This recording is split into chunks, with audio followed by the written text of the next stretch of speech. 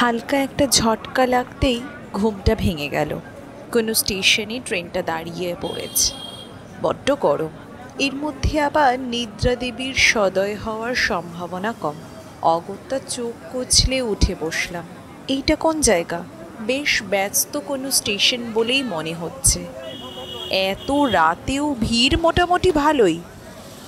Time দেখলাম মোবাইলে, রাত 1:05।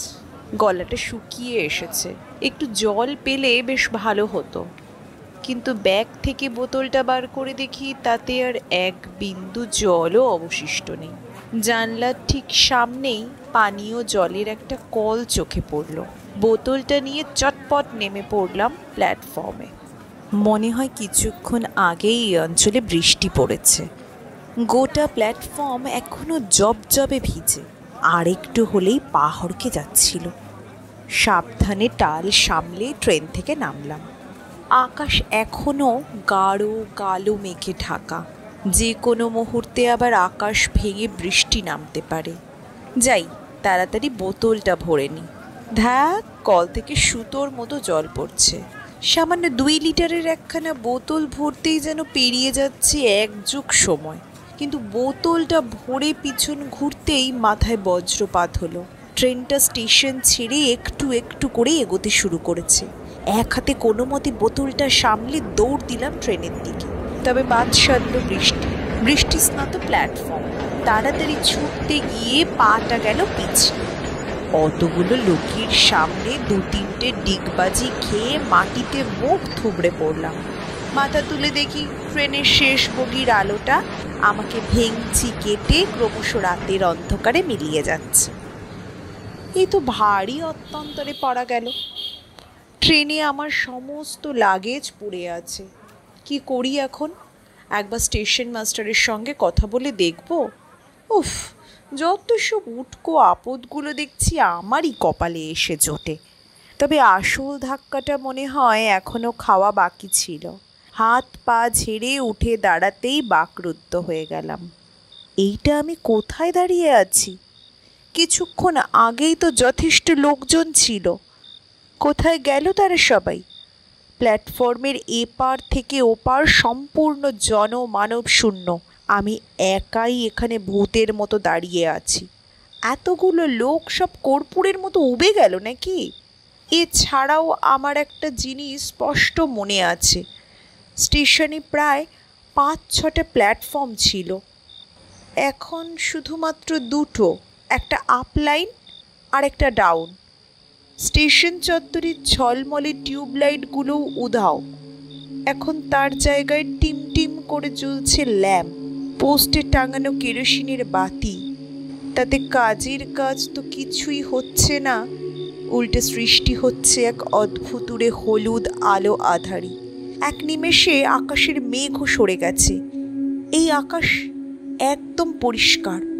সেখানে আবার সুন্দর একফালি নীল চাঁদও উঠেছে। অমন উজ্জ্বল চাঁদ আমি জীবনে কখনো দেখিনি। ঠিক যেন কোনো অদৃশ্য পুরুষ এক বৃহৎ রূপালী ঘড়ার থেকে পৃথিবীর বুকে জ্যোৎস্নার নির্মল ধারা ঢেলে চলেছে। সেই গলিত জ্যোৎস্না আকাশ থেকে ঝরে পড়ছে আমার গায়ে। শীতল চাঁদিনী ভিজিয়ে দিচ্ছে আমার সর্বাঙ্গ। ধপ করে একটা পাথরের বেঞ্চিতে শরীরটা এড়িয়ে দিলাম। কি হলো ব্যাপারটা? মাটিতে পড়ে গিয়ে মাথায় চোট পেলাম বুঝি? এমন ধারা মতিভ্রম তো হওয়ার কথা নয়। সদ্য ভরা বোতলটা থেকে জল নিয়ে চোখে মুখে ছেটালাম।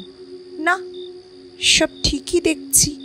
আমার চোখের সামনেই অন্ধকারাচ্ছন্ন 2 নম্বর প্ল্যাটফর্মটা একাকী পড়ে আছে। মোবাইল বের করে আরেকবার সময় দেখলাম, 1:05। স্ট্রেঞ্জ, এতক্ষণ ধরে প্ল্যাটফর্মে দাঁড়িয়ে আছি অথচ সময়টা 1 মিনিটও এগোয়নি। ফোনটা বিগড়লো নাকি? নেটওয়ার্ক তো একদম শূন্য। কোন কুক্ষণে যে বোনের বিয়েতে যোগ দেওয়ার জন্য বেরিয়েছিলাম। পকেট থেকে সিগারেটের প্যাকেটটা বের করে একটা সিগারেট ধরালাম। কয়েকটা লম্বা টান দিতেই মাথাটা কিঞ্চিত হালকা বোধ হলো। বেঞ্চে মাথা হেলিয়ে নিজের পরবর্তী পদক্ষেপ কি হবে সেইটা নিয়ে চিন্তাভাবনা করছিলাম। ঠিক তখনই ট্রেনের হর্নের চমক ভাঙল। কেমন অদ্ভুত সেই হর্নের ধ্বনি, ঠিক যেন শীষ দেওয়ার মতো এক তীক্ষ্ণ আওয়াজ। দূরে ইঞ্জিনের আলো দেখতে পাচ্ছি। কাছে এলো ট্রেনটা, একটা মালগাড়ি। কিন্তু ইঞ্জিনটা কীরকম? ডিজেল বা ইলেকট্রিক ইঞ্জিন নয়, এইটা তো সেই আদিকালের স্টিম লোকোমোটিভ। এই রুটে যে আজও স্টিম ইঞ্জিন চলে তা তো জানতাম না। একরাশ কুচকুচে কালো ধোঁয়া আর কয়লার মিহি গুঁড়ো ছড়িয়ে আমাকে পিছনে ফেলে এগিয়ে গেল ইঞ্জিনটা। মিনিট 5 দাঁড়িয়ে কয়লা বোঝাই করা মালগাড়িটা আবার ঘটাং ঘটাং শব্দ তুলে স্টেশন থেকে বিদায় নিল। না, এভাবে এক নিশ্চেষ্ট হয়ে বসে থাকলে তো চলবে না। একবার স্টেশন মাস্টারের সাথে কথা বলতে হবে।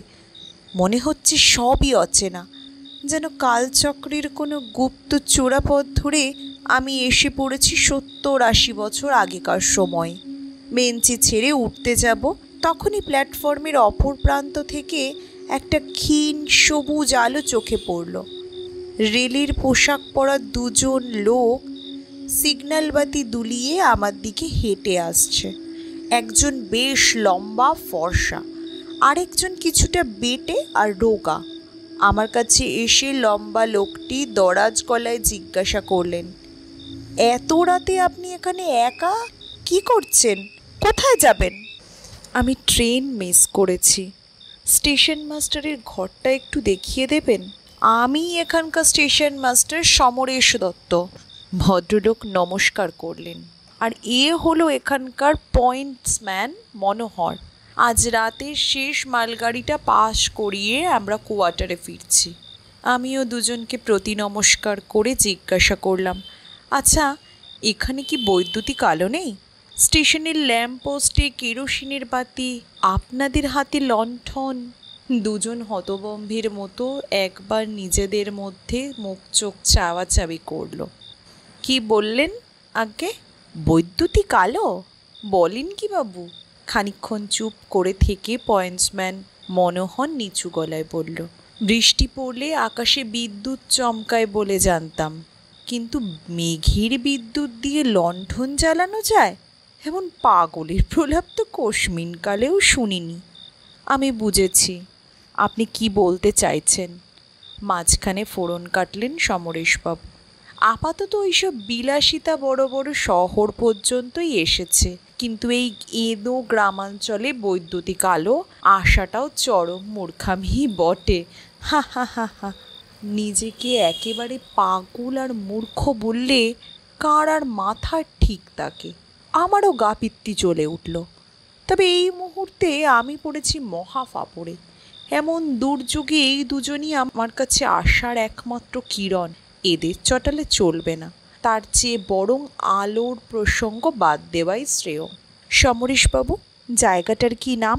স্টেশন মাস্টার দূরে আঙুল দেখালেন। প্ল্যাটফর্মের এক প্রান্তে লোহার এক ক্ষয়িষ্ণু হলুদ বোর্ড, তাতে ঘষা ঘষা কালো হরপে স্টেশনের নাম লেখা। কেরোসিন বাতি আর জ্যোৎস্নার মিশ্রিত আলোয় অতি কষ্টে পাঠ করতে পারলাম নামটা, বকুলডাঙ্গা হল্ট। তা মশাইয়ের কোথায় যাওয়া হচ্ছিল শুনি?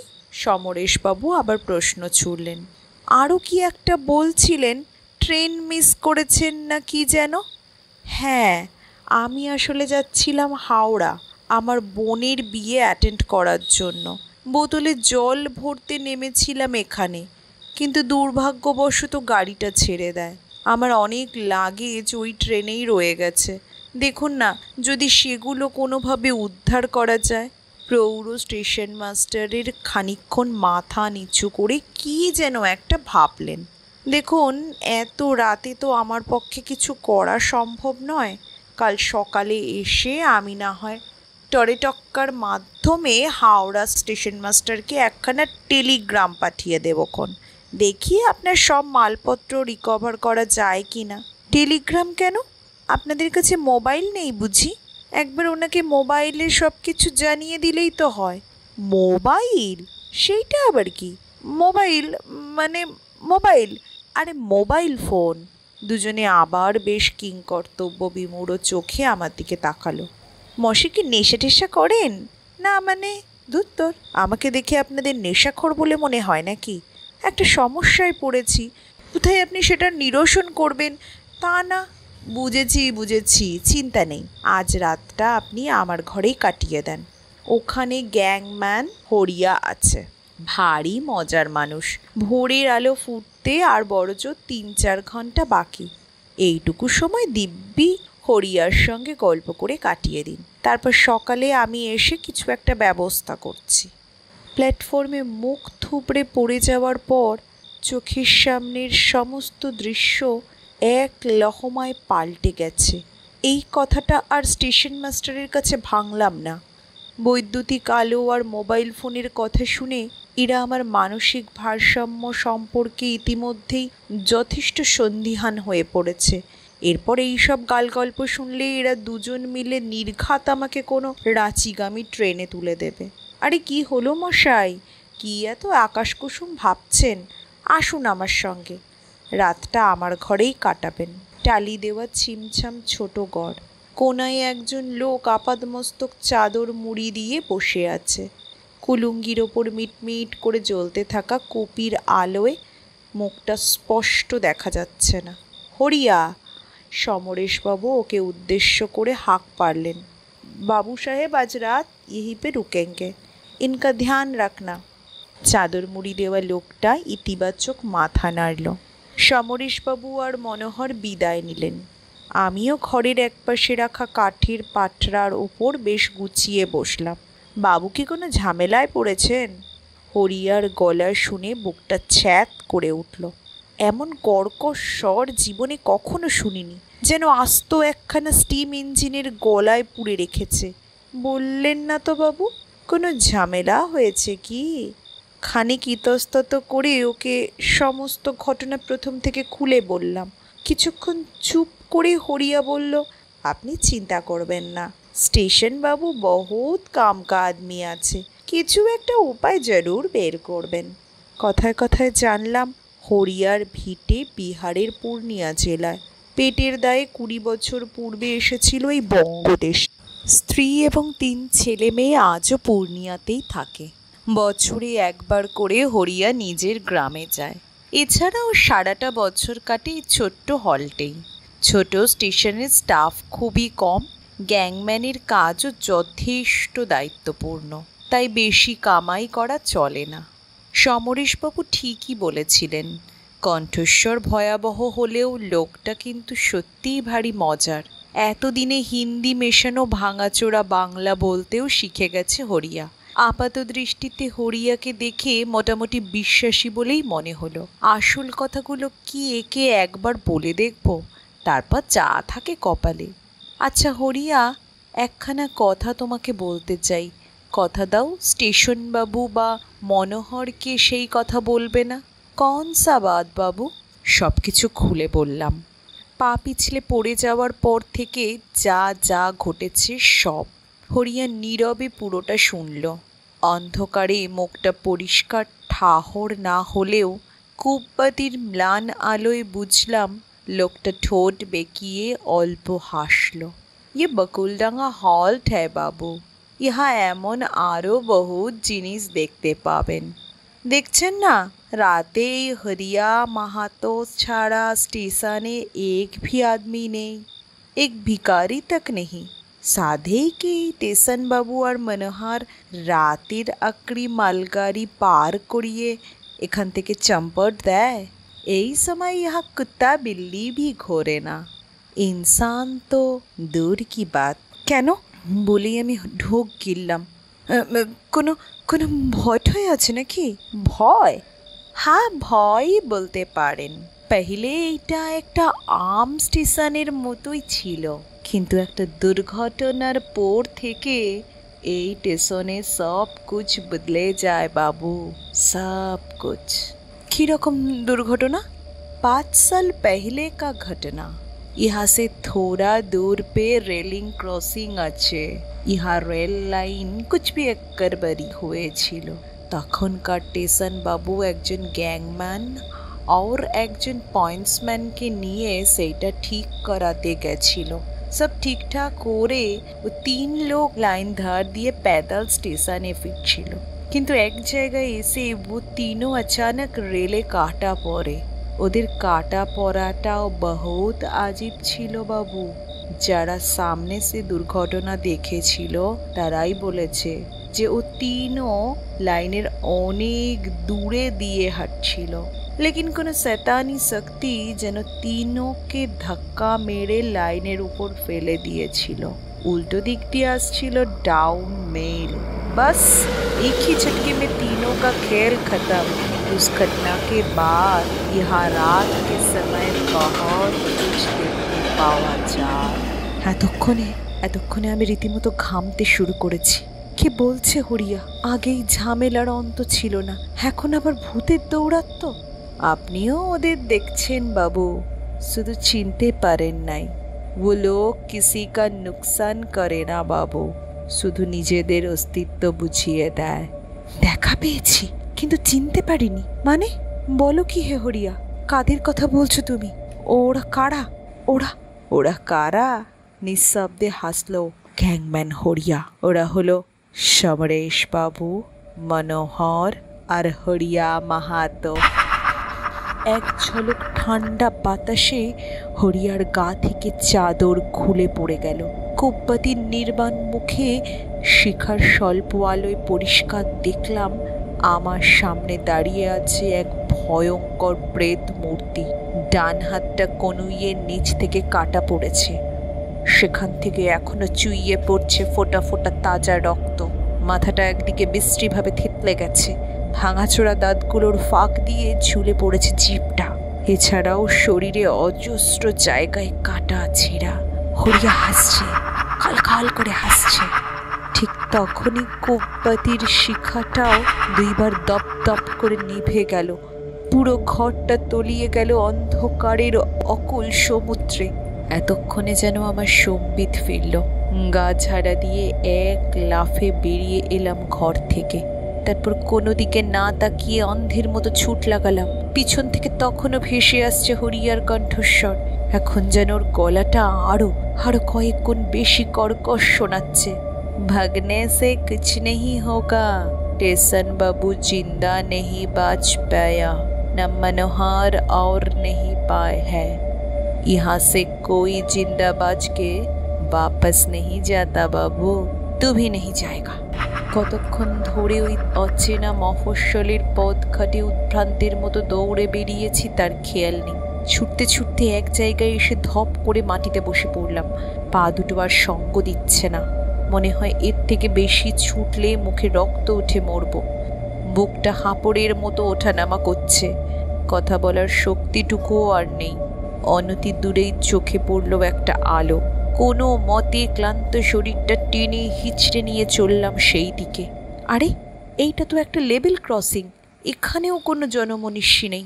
এই ক্রসিংয়ের কথাই কি বলছিল হরিয়া? দাঁড়িয়ে এইসব 7-5 ভাবছি, হঠাৎ ঘাড়ে কারো তপ্ত নিঃশ্বাস অনুভব করলাম। কিছু বুঝে ওঠার আগেই পিঠে এসে পড়ল হাতুড়ির মতো একটা প্রবল ধাক্কা। টাল সামলাতে পারলাম না, হুড়মুড়িয়ে সোজা গিয়ে পড়লাম রেল লাইনের উপরে। উঠে বসতেও পারছি না। অদৃশ্য কেউ যেন বুকের ওপর চেপে বসে জোর করে শুইয়ে রেখেছে আমাকে। শরীরের সমস্ত বল প্রয়োগ করেও সেই বায়বীয় সত্তাকে বুকের উপর থেকে ঠেলে ফেলা যাচ্ছে না। ঠিক তখনই দূর থেকে কানে এলো ট্রেনের হর্ন। মুখ আছড়ে পড়ল ইঞ্জিনের চোখ ধাঁধানো আলো। দুর্নিবার গতিতে আমার দিকে ধেয়ে আসছে একটা মেল ট্রেন। চোখে মুখে ঠান্ডা জলের ঝাপটা লাগতেই হুঁশ ফিরল। ভোরের আলো ফুটেছে। আমি বকুলডাঙ্গা স্টেশনের প্ল্যাটফর্মেই পড়ে আছি। পরম যত্নে আমার মাথাটা কোলে নিয়ে বসে আছেন একজন পুরুষ। ভালো করে তার মুখের দিকে তাকাতেই ধড়মড়িয়ে উঠে বসলাম। এ কি বাবা, তুমি? কি রে খোকা, ভেবেছিলে শ্মশানে দাহ করে এসেছিস বলে তোর এই বাপটা চিরকালের জন্য উবে গেছে। তবে যে আমি ক্রসিং, রেল লাইন, ট্রেন, তুই ভয়ের চোটে জ্ঞান হারিয়েছিলি। ভিতুর ডিম কোথাকার, এখনো বুঝতে পারলি না আরে এখন তো তুই আমাদের জগতে চলে এসেছিস রে। এখানে কেউ ট্রেনে কাটা পড়ে না, আগুন আমাদের পোড়াতে পারে না, তলোয়ার আমাদের কাটতে পারে না, আমরা অবিনশ্বর। এতক্ষণে লক্ষ্য করলাম বাবার পাশে আরও 3জন দাঁড়িয়ে আছে। Station master Samaresh Dutta, pointsman Manohar আর গ্যাংম্যান হরিয়া। সমরেশবাবু আমার দিকে তাকিয়ে মৃদু হেসে বললেন, আপনি জানেন প্ল্যাটফর্মে পিছলে পড়ার পরেই সমস্ত দৃশ্য কেমনভাবে ভোজবাজির মতো বদলে গেছিল, কিভাবে এক নিমেষে অন্য দুনিয়ায় পৌঁছে গেছিলেন আপনি? আমি দিচ্ছি উত্তরটা, এদিকে আসুন। সমরেশবাবু আমার হাতটা ধরে নিয়ে এলেন প্ল্যাটফর্মের ধারে। লাইনের উপর এক জায়গায় আঙুল দেখালেন তিনি। ওই দেখুন। কিছু বুঝতে পারছেন? 2টি লাইনের মাঝখানে পড়ে রয়েছে একটা দলা পাকানো রক্তাক্ত মাংসপিণ্ড। ট্রেনের চাকায় পিষ্ট হয়ে এমনই অবস্থা হয়েছে। লাশটা এখন শনাক্ত করাও মুশকিল, তবে লাশের রক্তমাখা ডান হাতের মধ্যমায় জলজল করা হীরের আংটিটা দেখে আমার আর বুঝতে বাকি রইল না হে মৃতদেহটা আসলে কার। এবার একটু একটু করে সব ঘোরের মতো মনে পড়ছে। প্ল্যাটফর্মে নেমে কল থেকে বোতল ভরছিলাম, ততক্ষণে ট্রেনটা ছেড়ে দিয়েছিল। দৌড়ে বগিতে উঠতে গেছিলাম, কিন্তু ভেজা প্ল্যাটফর্মে পা হড়কে সোজা গিয়ে পড়লাম ট্রেনের তলায়। মুহূর্তের মধ্যে লোহার চাকাগুলো খণ্ড খণ্ড করে দিয়েছিল আমার শরীরটা। Welcome to our universe my son. বাবা আমাকে বুকে জড়িয়ে ধরলেন। মৃত্যুর পরের এই সমান্তরাল জগতে তোকে আমার স্বাগত জানাই।